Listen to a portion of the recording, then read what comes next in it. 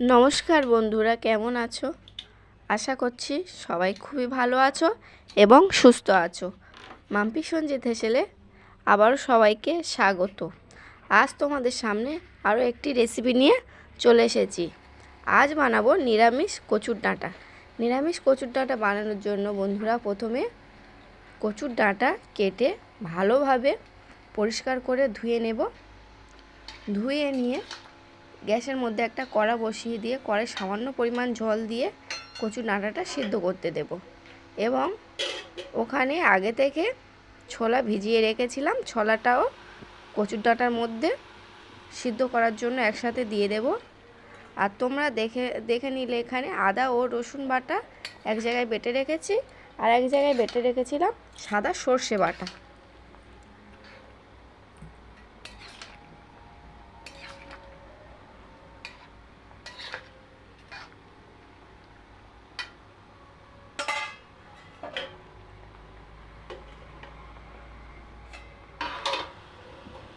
কচুর ডাঁটা নিরামিষ করার জন্য কেটে নিয়েছি টমেটো কুচি, পেঁয়াজ কুচি এবং কাঁচা লঙ্কা কুচি।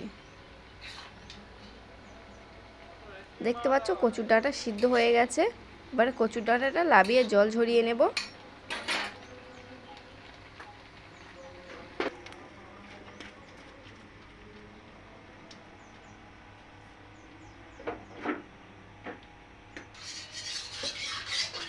এদিকে ততক্ষণ কচুর ডাঁটাটা জল ঝরে যাক, আবারও কড়ার মধ্যে গ্যাসের মধ্যে কড়া বসিয়ে নেব। কড়া গরম হয়ে আসলে দিয়ে দেব সাদা রিফাইন তেল, তারপর দিয়ে দেব 2টি শুকনো লঙ্কা,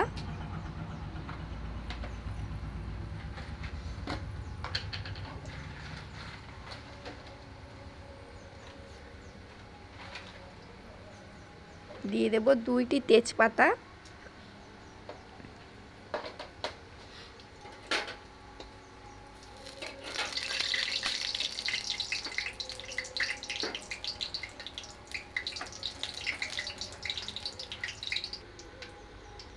দিয়ে দেব জিরে, গোটা জিরে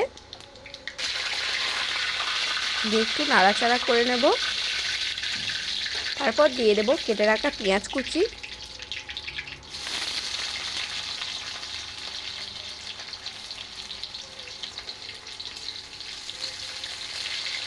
পেঁয়াজ কুচিগুলো তাড়াতাড়ি ভেজে যাওয়ার জন্য প্রথমে লবণ দিয়ে দেব, পরিমাণ মতো দিয়ে দেব লবণ,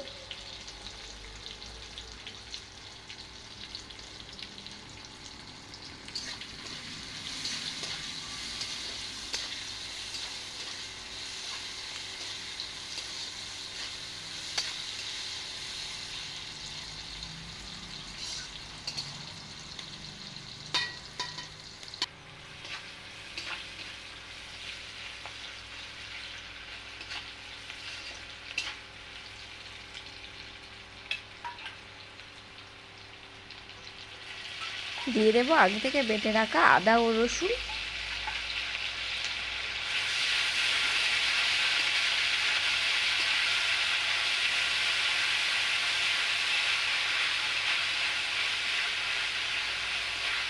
দিয়ে দেব কেটে রাখা টমেটো কুচি,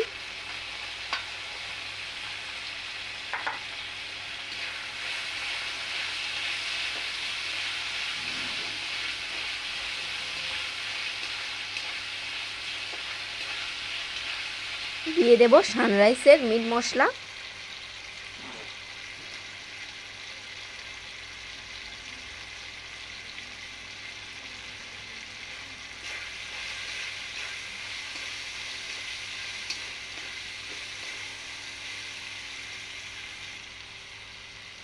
দিয়ে দেব পরিমাণ মতো হলুদ গুঁড়ো,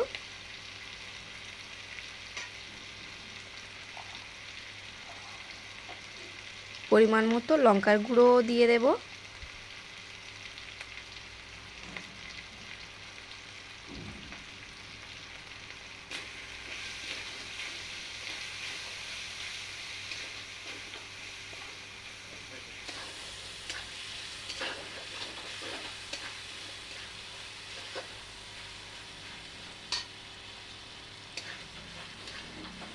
কিছুটা নাড়াচাড়া করে নেওয়ার পরে দিয়ে দেব বেটে রাখা সাদা সর্ষে,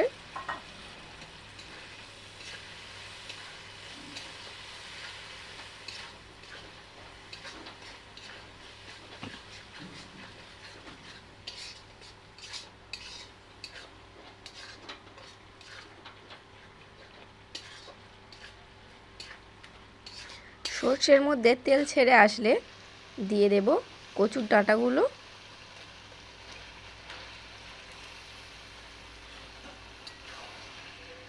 দিয়ে ভালোভাবে মশলার সাথে কষিয়ে নেব।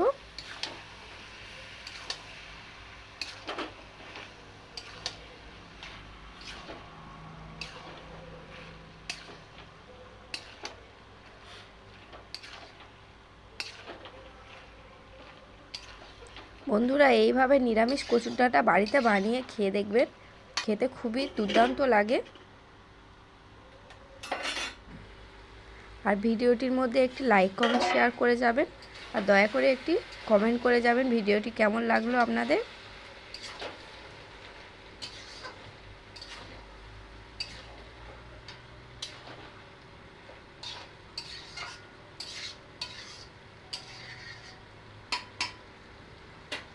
এইভাবে ঢাকা দিয়ে এবং খুলে জলগুলো মেরে নেব আস্তে আস্তে।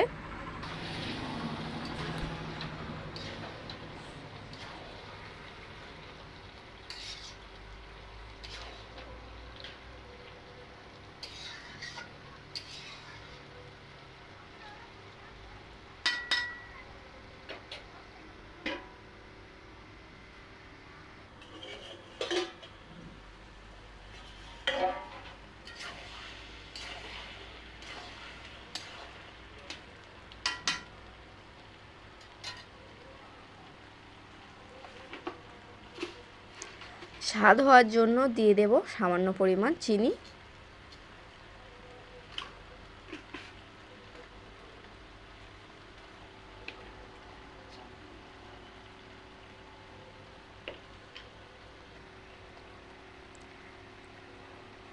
সবশেষে দিয়ে দেব জিরের গুঁড়ো এবং সানরাইসের গরম মশলা।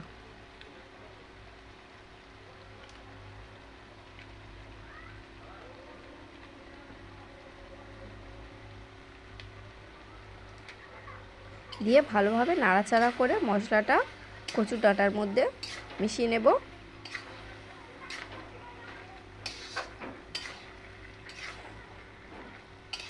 দেখতে পাচ্ছ বন্ধুরা, কমপ্লিট হয়ে গেছে কচুর ডাঁটা নিরামিষ চচ্চড়ি। এবার কচুর ডাঁটাটি লাবিয়ে নেব একটি পাত্রের মধ্যে।